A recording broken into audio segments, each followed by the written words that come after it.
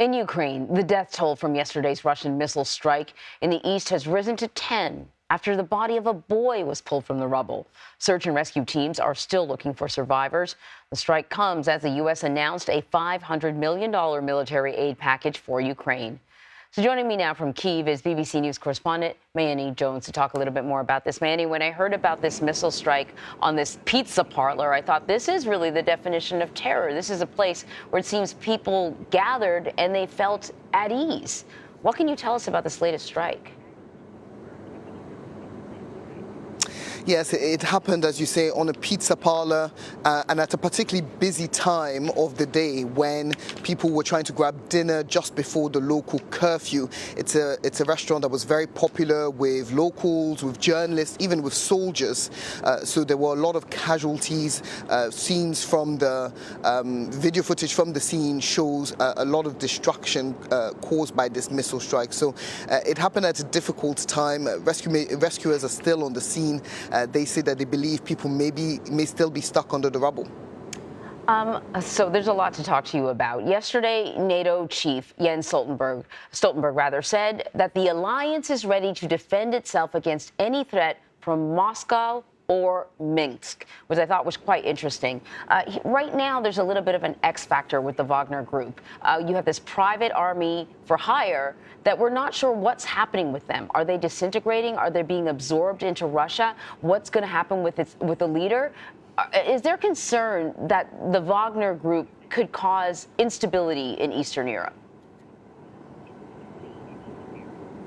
Well, Wagner operatives have been given two options by the Kremlin. Either they're absorbed into the Russian army or they can go to Belarus and join their former leader, Mr. Prigozhin. Now, it's not clear what the majority of them are going to choose to do. Many of them are very loyal to Mr. Prigozhin, but certainly that's raised some tension, some worries amongst NATO members that having this private army that hasn't been accountable to anyone than the Kremlin up to now may pose a security threat to NATO territory. So they say NATO's beefed up its security apparatus in its eastern flank, and it says it wants to send a strong message to both Moscow and Minsk that it's ready to protect its territories.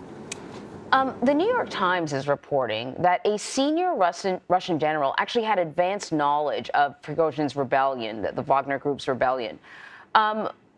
Now, he had been very sort of openly critical of Russian military leaders, so it shouldn't be a surprise that, he was upset. But the rebellion, you would think that anyone sort of high-ranking person in the Russian military would not have known about this. What does this suggest about the support that the Wagner Group's leader may have?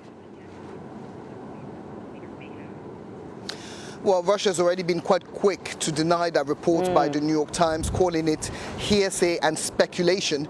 But I think what it might indicate, if it is correct, is that there is some dissent among senior ranking members of the Russian military. Now, this is something that analysts have said they've seen evidence of, something that's been discussed a lot over the last few days, with some people arguing that perhaps Mr. Prigozhin was confident enough to mount this attempted mutiny because he thought he had the support of senior members of the military. This New York Times report certainly seems to suggest so. And if it's true, it would mean that President Putin really has quite a bit to worry about. It would mean that he has dissent within some of the people who are closest to him. Right. And really quickly before we let you go, the U.S. has announced a new $500 million military aid package to Ukraine.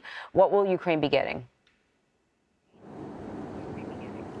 So they're going to be getting more of these Bradley vehicles. They're going to be getting more tanks. And all of this, I think, is a signal by the U.S. that it's still behind Ukraine, particularly in the aftermath of these events in Moscow over the weekend, wanting to show a show of strength to Moscow and Minsk at a time when President Putin is looking weaker. All right. Mayeni Jones, thank you so much.